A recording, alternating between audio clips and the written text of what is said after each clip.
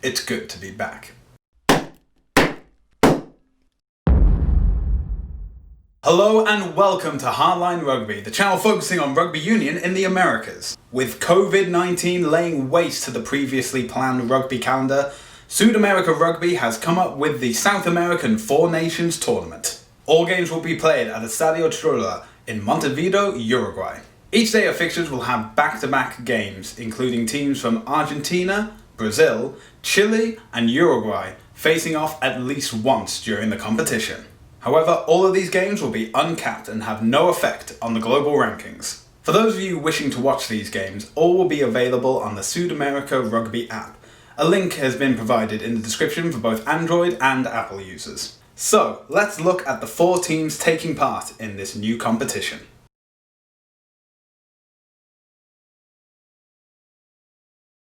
With teams selecting nationally based players and the Pumas also looking ahead to their rescheduled Rugby Championship competition this November, this has left the Argentinian 15 with a much lower selection than usual. In fact, in a 30-man squad, only 2 players have international caps, Javier Diaz and Javier Ortega Desio. However, it is worth noting that during the regular ARC tournament, Argentina 15 games do not count towards capped fixtures, which means there's much more talent in the squad than is indicated on paper. Argentina 15 also completed the ARC Grand Slam in 2019, winning all of their games. So even with the Pumas looking ahead to the Rugby Championship, Argentina 15 remain the team to beat.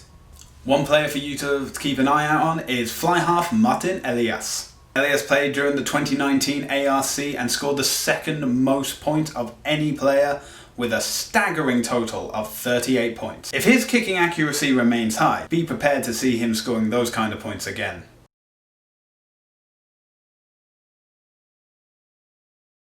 Brazil have been unable to play any warm-up fixtures prior to this tournament, and as such, appear to be one of the weaker teams on paper. But don't let that fool you. Brazil have pulled off some amazing victories when they have been underestimated. Most notably was Canada in 2019 and the USA in 2016. Although gradual, the team is building strength and making progress. While an upset is unlikely, it's not impossible. Wilton Robolo, currently signed for Rooney for 2021, is a key cog in Brazil's scrum, as well demonstrated to the Maori All Blacks, who played them in 2018. Robolo's work rate was a key and instrumental in shocking the visitors, as Brazil's scrum dominated every time during that match.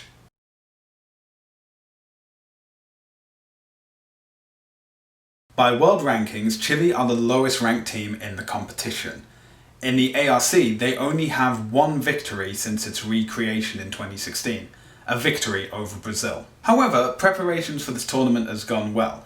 A senior trial between the red and white of the Chilean team has shown depth in the squad. One of the Condores' goals is to qualify for the 2023 Rugby World Cup, and while the qualification process hasn't begun yet, the Four Nations tournament will be a key indicator for the selectors of who will be making that squad to go forward for 2023. One player that should pique the interest of those that watch MLR, specifically the Gilgronis, is scrum half Marcelo Torrealba. Although he has less international experience than his scrum half teammate Jan Hassenlechner, be prepared for him to make an impact as soon as he's on the pitch.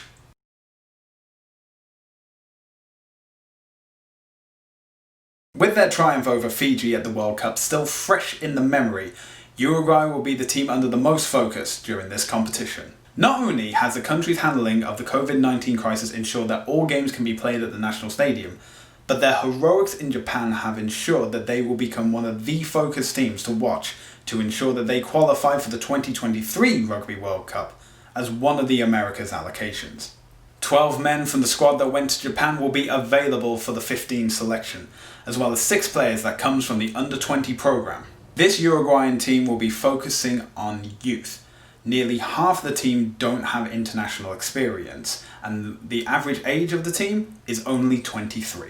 Clearly, Uruguay is looking at these men not just for 2023, but also for 2027. While there are a plethora of names in the squad to keep your eye out for, one that I think that you should be focused on is Manuel Diana. Not only has his first season with the Toronto Arrows proved he is a key addition to that team, but Diana also contributed to the team's efforts in Japan, scoring one of those famous tries against Fiji. So, those are the teams. Now, who do you think is going to win?